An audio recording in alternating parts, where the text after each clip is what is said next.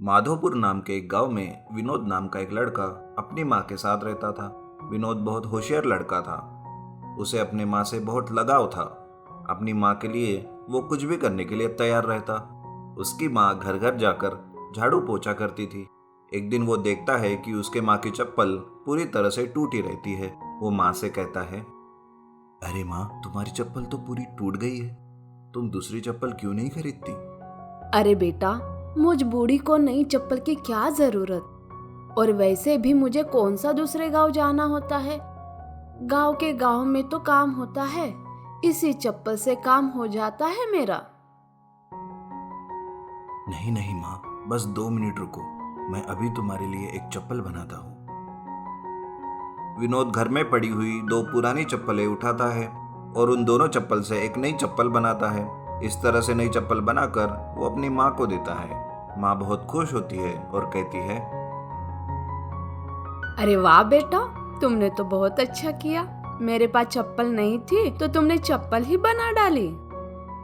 माँ नई चप्पल पहनकर काम पर चली जाती है। वो जैसे ही एक घर में जाती है, उसकी चप्पल देखकर उस घर की मालकिन कहती है, अरे वाह विमला, तुम्हारी ये चप्पल तो बहुत अच्छी दिख रही है। कहाँ से खरीदी? अरे मालकिन, ये कहीं से खरीदी नहीं है। ये तो मेरे बेटे ने अभी थोड़ी देर पहले बनाकर दी है मुझे। अरे क्या विमला बहन, ऐसा भी मजाक मत किया करो ना। इतनी अच्छी चप्पल तुम्हारा बेटा भला कैसे बना सकता है?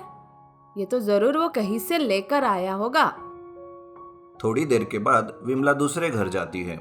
उस घर की मालकिन भी चप्पल के बारे में पूछती है, लेकिन विमला जो बताती है उस पर उसका भी भरोसा नहीं होता।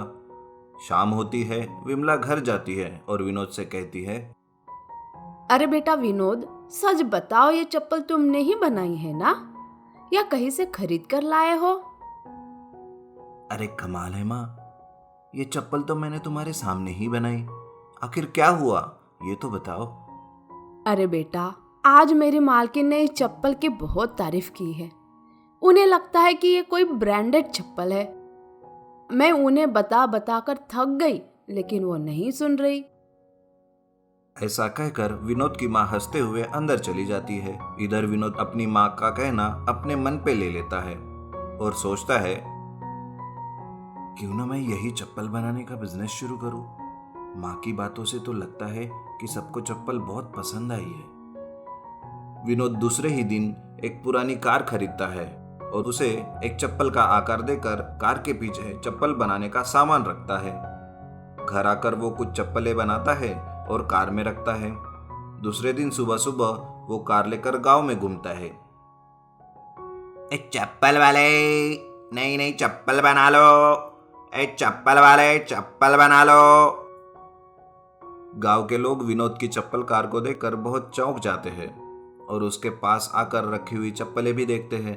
तभी विमला की मालकिन को विमला ने पहनी हुई चप्पल जैसी ही एक चप्पल दिखती है। वो कहती है, अरे बेटा सुनो, ये चप्पल कितने रुपए की दी? मुझे ये खरीदना है। जी मालकिन, 250 रुपए की। बोलिए।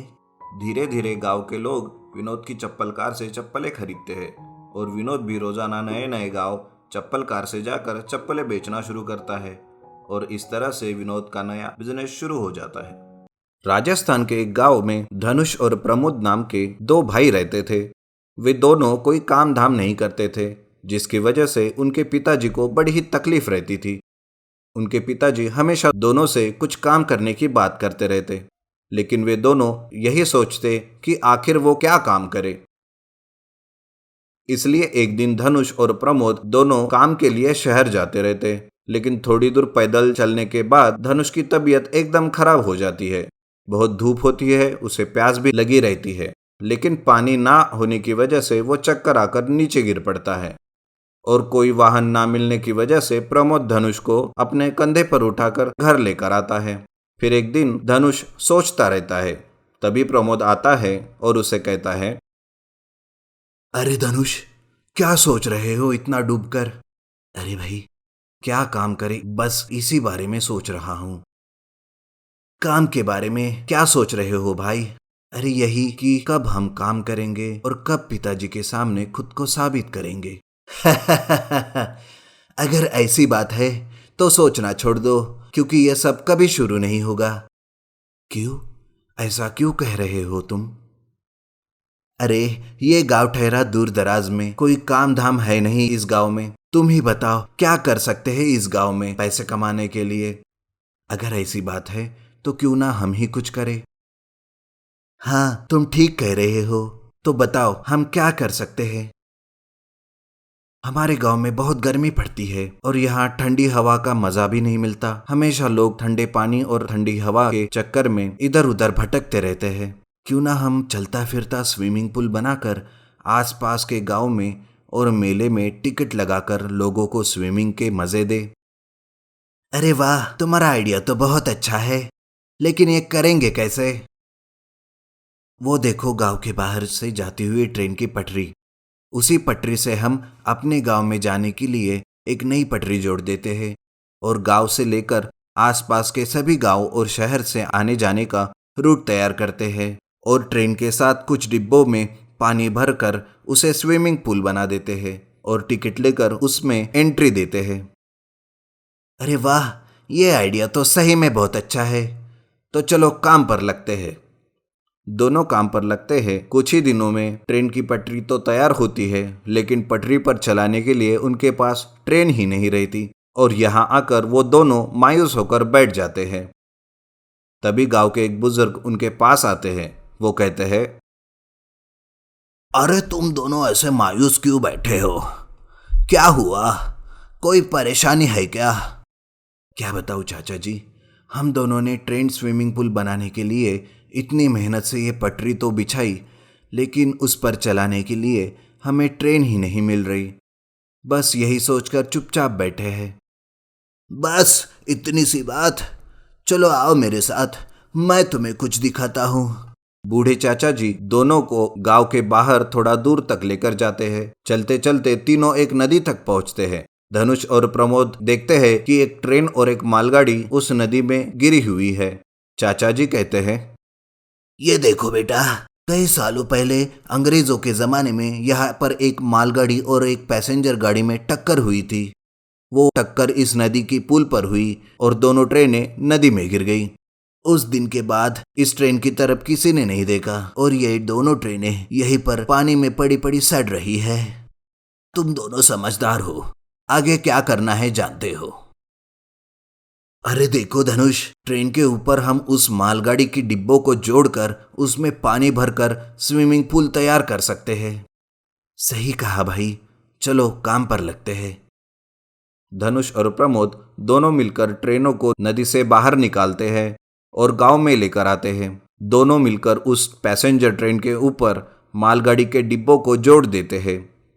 आखिर में ट्रेन को पटरी पर रखते हैं और वापस नदी पर जाकर ट्रेन के ऊपर बने स्विमिंग पूल में पानी भरते हैं और गांव में लगे मेले में लेकर जाते हैं। प्रमोद जोर जोर से पुकारने लगता है, आओ आओ, मेले में स्विमिंग पूल का आनंद लो, चिलचिलाती धूप से ठंडक पाओ, सिर्फ 10 रुपए में ठंडे ठंडे पानी से स्विमिंग का मजा लो, घूमते घूमते सफर करते हुए स्विमिंग का मजा लो। ट्रेन स्विमिंग पूल देखकर सभी लोग बड़े ही अचंभित होते हैं और ट्रेन के ऊपर लगे स्विमिंग पूल में तैरने लगते हैं। उन्हें देखकर बाकी के लोग भी ट्रेन के पास स्विमिंग का मजा लेने आते हैं और देखते ही देखते धनुष और प्रमोद दोनों भाई एक गांव से दूसरे गांव जाते हैं और वहां पर लगे हुए मेले में अपनी ट्रेन चलाते हैं और अच्छा खासा रुपया कमाने लगते हैं। ये देखकर उनके पिताजी भी बड़े ही खुश होते हैं। वल्लभगढ़ नाम का एक गांव था। गांव में इनामदार नाम के एक दंपति रहते थे। उनका एक ही बेटा था जिसका नाम अर्जुन था और वो भारतीय सेना का एक फौजी था। एक दिन अर्जुन को उसके माँ का खत आता है। उस खत में लिखा होता है कि बेटा, बहुत दिन हो गए तुम्हें देखकर, अब मरने से पहले एक बार काशी यात्रा करके सुकून से मरना चाहते हैं। हमारी ये आखिरी इच्छा पूरी कर दो बेटा। खत पढ़कर अर्जुन अपने बड़े साहब से अपने छुट्टी की मांग करता है और दूसरे ही दिन घर वापस आता है। माँ, पिताजी, देखो मैं आ गया। अरे बेटा, सच में तुम आ गए। मुझे तो अब भी यकीन नहीं हो रहा। आओ बेटा, अपने बाबूजी से मिल लो। बेटा, अच्छा हुआ बेटा तुम आ गए। इस आखिरी समय में हमारी आखिरी इच्छा पूरी कर दो बेटा और हमें काशी दर्शन के लिए लेकर चलो बेटा। अर्जुन कहता है कि अपने माँ बाबूजी को वो किसी किराए की कार से काशी लेकर जाए, लेकिन तभी उसकी माँ उससे कहती है, अरे बेटा, तुम्हारे बाबूजी की पहले ही कमर टूट गई है और मैं भी ज्यादा देर तक एक जगह पर बैठ नहीं सकती। अगर कोशिश करी और कुछ कम ज्यादा हो गया तो बेटा, इसीलिए कोई दूसरा उपाय सोचो बेटा। अर्जुन रात भर इस बारे में सोचता है और दूसरे दिन वो शहर जाकर वैनिटी वैन लेने की सोचता है और दूसरे दिन अपना बैंक अकाउंट देखता है, लेकिन वो गाड़ी खरीदने के लिए उसके पास पर्याप्त रुपए नहीं रहते। इसलिए वो अपने बड़े साहब से मिलने के लिए जाता है और कहता है, साहब, मेरे माँ बाप की आखिरी इच्छा है कि वो काशी दर्शन कर ले, लेकिन इस उम्र में वो सफ़र करने के लायक नहीं है। इसलिए मैं एक वैनिटी वैन खरीदने के लिए बैंक से लोन लेना चाहता हूँ। लेकिन अर्जुन, तुम्हारा पहला लोन जो तुमने घर बांधने के लिए लिया था वो अभी पूरा नहीं हुआ, इस वजह से तुम अभी दूसरा लोन नहीं ले सकते। मेरी मदद कीजिए साहब, नहीं तो फिर मैं कैसे अपने माँ बाप को काशी दर्शन ले जा पाऊंगा? कुछ तो रास्ता होगा। अर्जुन और उसके साहब दोनों सोच में पड़ जाते हैं कि क्या हो सकता है, लेकिन उन्हें कोई रास्ता नहीं मिलता। अर्जुन मायूस होकर उनके ऑफिस से जाता रहता है। तभी साहब की नज़र एक पुराने बैटल टैंक पर पड़ती है। साहब अर्जुन से कहते हैं, अरे अर्जुन, रुको एक मिनट। एक रास्ता है जिससे तुम अपने माँ बाप को काशी दर्शन पर ले जा सकते हो। वो देख रहे हो, वो पुराना बैटल टैंक है जो अब आर्मी से रिटायर हो चुका है। मैं तुम्हें उसे ले जाने की अथॉरिटी देता हूँ। तुम उसे लेकर जाओ और उस पर एक घर बना लो, जिससे माँ बाप को भी घर जैसा ही लगेगा और सफर में भी कोई तकलीफ नहीं होगी। अर्जुन को साहब का बताया हुआ यह आइडिया बहुत पसंद आता है और साहब ने जो बताया वैसे ही वो करता है। वो बैटल टैंक अपने घर लेकर जाता है और उस पर एक लोहे का प्लेटफॉर्म रखता है। उसे वो आयरन वेल्डिंग करके बैटल टैंक को जोड़ देता है। फिर एक बड़ी सी क्रेन से अपने पूरे घर को उठाता है और टैंक पर रखता है और आखिर में अपने घर को उस टैंक पर रखे लोहे के प्लेटफॉर्म से नट बोल्ट लगाकर कस देता है और इस तरह से वो अपने घर को एक बैटल टैंक हाउस में बदल देता है। अर्जुन माँ बाप को घर में बिठाता है और अपने सफ़र पर निकल पड़ता है। वो जिस जिस शहर से जाता है वहाँ के लोग उसके बैटल टैंक हाउस को बड़े ही अचरज से देखते हैं। कुछ ही दिनों में उसके इस सफ़र की बातें न्यूज़ चैनल पर आ जाती है और सारे भारत के लोग उसके बैटल टैंक हाउस को टीवी पर देखते हैं। कुछ ही दिनों में अर्जुन माँ बाप को लेकर काशी पहुंचता है और उन्हें काशी के दर्शन करवाता है।